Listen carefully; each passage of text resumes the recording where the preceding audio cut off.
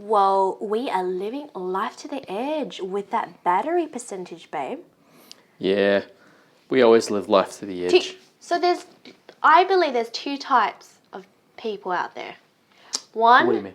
that would live life to the edge with their mobile phones or their, devices, and they'll let the phone drain completely when it goes down to 1%. And there's another type where when it hits, let's say, 80%, they have to plug it in straight away. Yeah. For Which a bit one of are juice. you? Oh, I used to be the latter where the moment it's at least, I think, 1/4 down, I have to plug it in. You have to charge it in. Yeah, To get it charged. Yeah.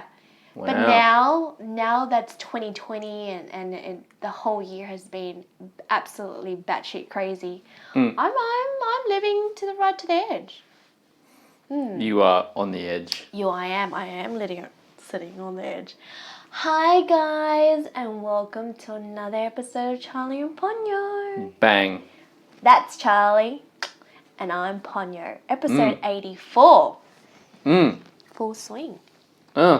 This is your weekly dosage of Charlie and Ponyo. But is that you just grunting, babe? Yeah. That's all you're gonna do throughout the whole podcast? That's what 2020 has come. That's what my 2020 has evolved into. Grunting. It's a bunch of grunts and a bunch of like negative, positive. You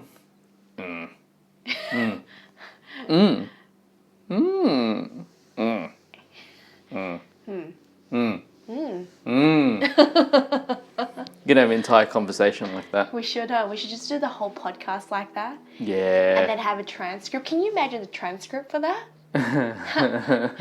How do you even, where do you begin? I don't know.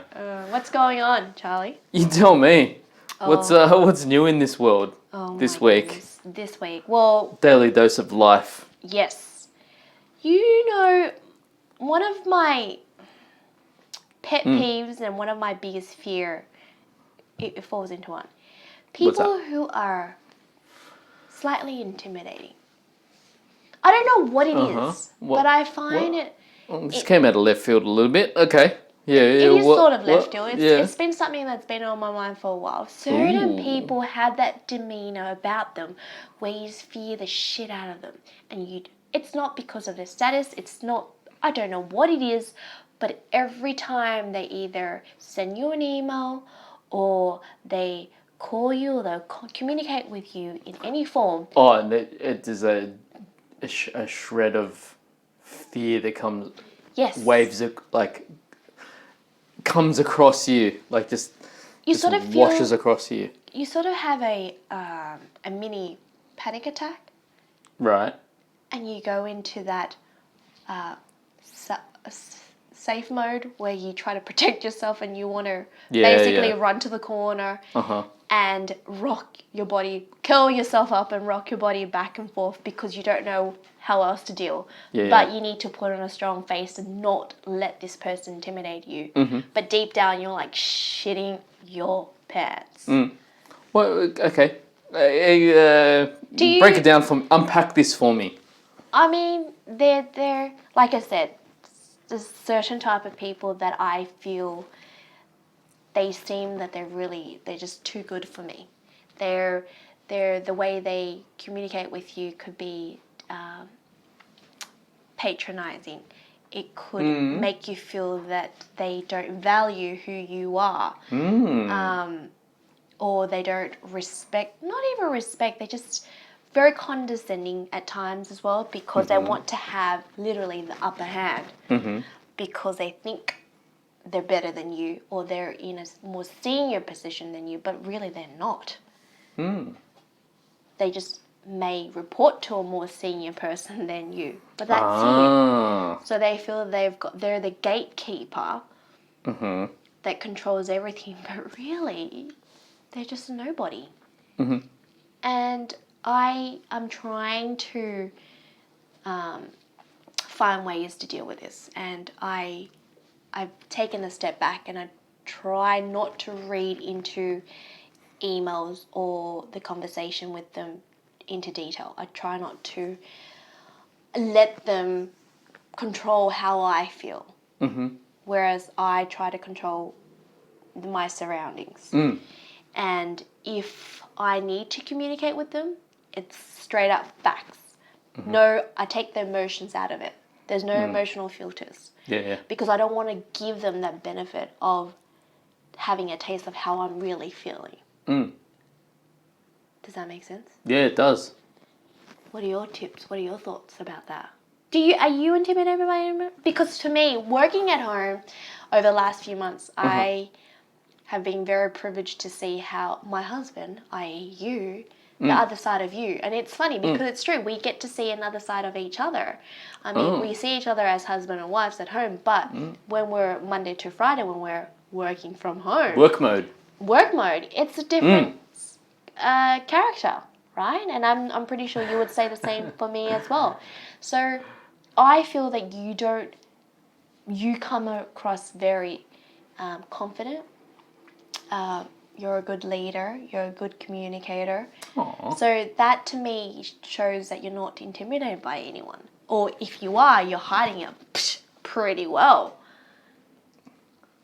Well, there's a lot to say about all of that. Unpack it for me, Charlie. There's a lot to say about all of that. Let's start with the last part first. The last part first. Got it. I don't necessarily, for me, I don't necessarily feel that I'm always the most I'm not the most confident person. But with that being said, if you go and if you're talking about something, or if you're talking about something, know what you're talking about, because then if you know what you're talking about, then that I always find if you know what you're talking about, then it has a certain backing and it has a certain influence, or has a certain gravitas to what you're talking about. On the flip the side, first part of what you were saying about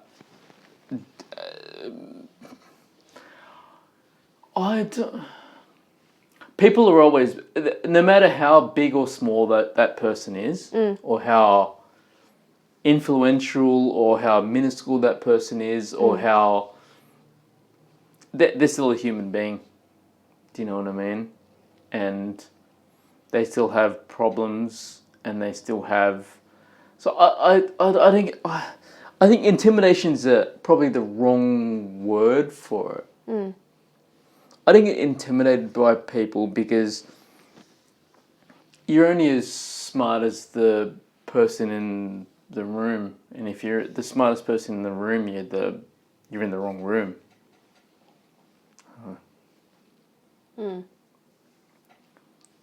So what's your theory? Because you mentioned that if you know your stuff, your product or whatever you're trying to communicate, if you know that topic well enough, you come across as confident, right?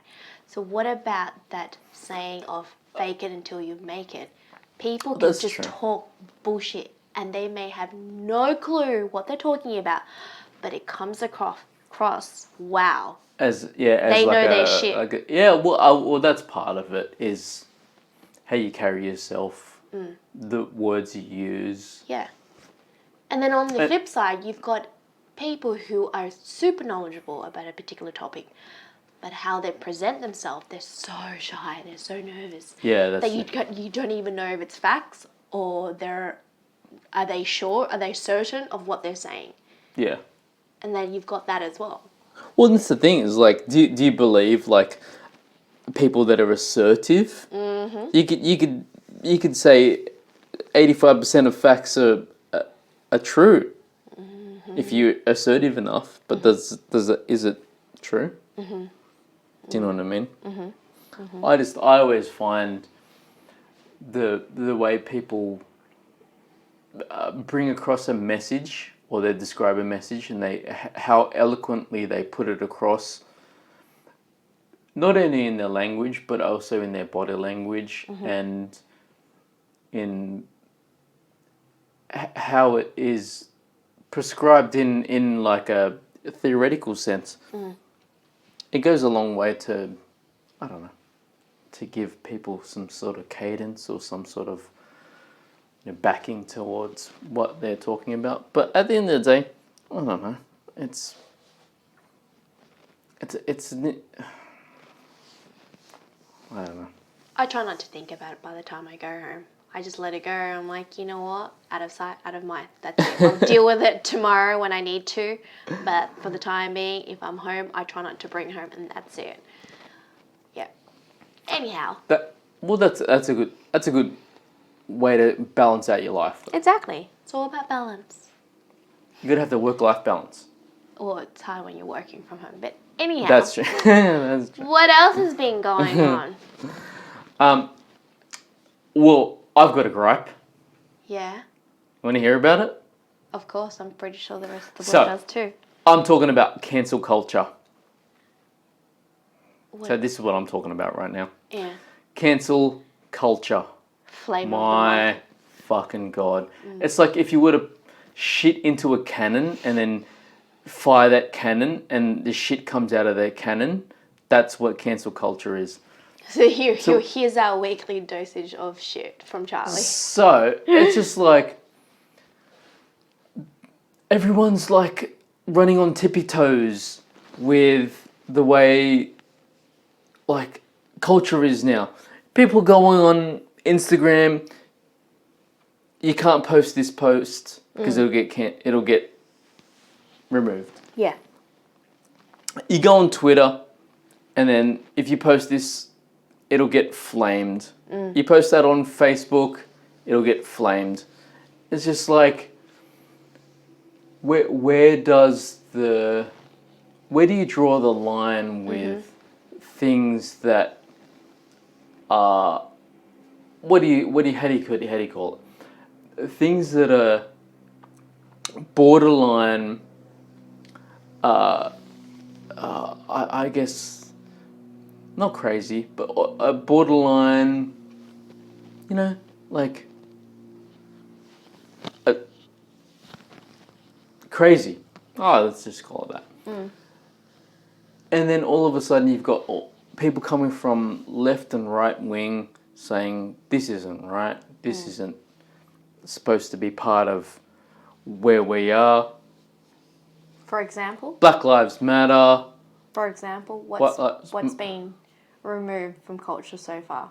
Oh, that you're referring to? We're talking about Faulty Towers. So they've removed Faulty Towers episodes from Netflix in Australia.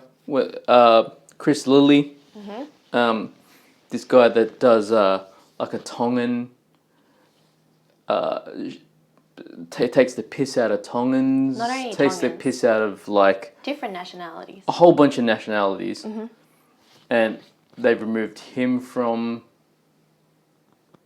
like the interwebs, and it's just like, well, where does it end? Like, how many people can you remove from the internet before you've wiped the slate clean?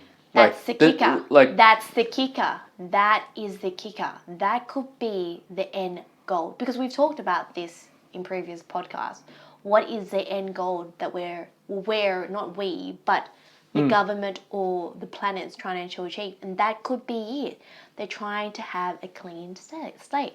And I think that's the direction that we're going. They're going down the path of dictation where we decide what you eat. We will decide when you can eat, or where you can eat, and where you will sit. Yeah. Because that's happening right now. 100%. Or what you can watch, what can you listen to, what books you can read, or what books you cannot read, what words you can use. Yeah. So they're rewriting that. What's that movie that we started watching? Well, it's George Orwell's 1984. So Yes. it's where they rewrite the Dictionary. Yeah. And media and news, so-called news. That's what's happening now. They're rewriting everything now. So I'm pretty sure the dictionary will be different in a year's time. Well, they're trying to rewrite it. It's like they always say, the history books are written by the victors. And at the end of the day,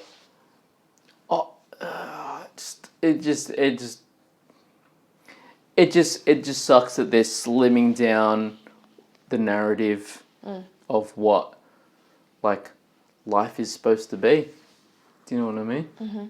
Like, yes, you can say this, but no, you can't say that. Yeah, you can do this, but no, you can't do that. It's going to be a very long period before anything actually really happens. But it's just funny. It's like we're in 2020. You know, this is supposed to be like the future, and here we are, stuck.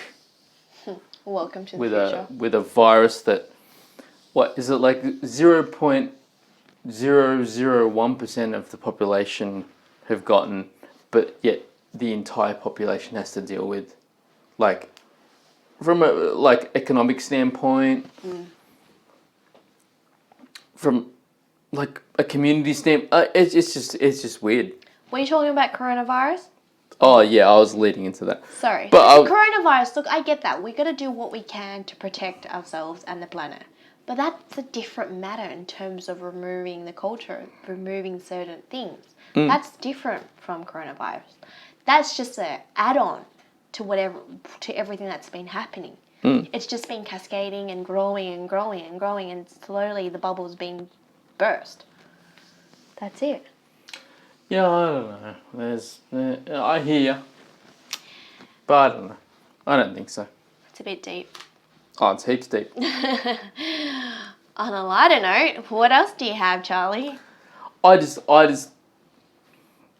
don't like how they censor. So just keep. I'm going to keep rolling with this. I don't like how they keep cancelling what has happened in, like, how much of the past can you wipe away? Like, they're talking about getting rid of Faulty Towers on Netflix. Like, are you fucking kidding me? Motherfuckers have that on DVD. Motherfuckers have that on, like, you know what I mean? Like, they have that away. Did the sales of all these so-called TV shows that's being removed just went up ridiculously on Amazon and eBay because everyone wants to purchase it before it's actually really being removed? It doesn't fucking surprise me, to be completely honest, because it's just, cancel culture is like the worst thing. And then you've got all these people, like, it's like even far gone past that, you know what I mean? Like, on Instagram or Facebook, you've got people that are just like walking on eggshells. They can't, like, I love a good rant as much as the next person, but you know what I mean? Like, it's just like, you can't even like talk shit without being flame warred. No wonder we're going to be reprimanded for our podcast. Hopefully. Because we do say things and we speak the truth. I mean, I guess that's who we are. That's Charlie and Ponyo. Oh yeah. I remember going back in the days of like 4chan and just like going onto the B boards. So much fun. You could say whatever you wanted to. Those were the days. Gone are the days. Gone. Yeah, that's it. What else is going on? I'm ready. I'm ready for dinner. Me too, actually. Yeah. Good song choice though. Oh yeah. This is your selection. Who is Classic. it again? Edit. Yes. Edit. How do they spell it? It's small E. No. Capital E? So, edit. E. Capital E, capital D, small I, capital T. Yeah, I'm pretty sure. Yeah. That's right. It's an old track though. Oh, it's classic. Anyhow, on that note, this is it for Charlie and Ponyo. We'll see you guys all next week for another weekly dosage of Charlie and Ponyo. Let us know if you like the show. If not, tough titties, we're still gonna talk shit. We always talk shit. So wake up to alarms or not. Take care, guys. Be good to each other. Have a good week. Bye.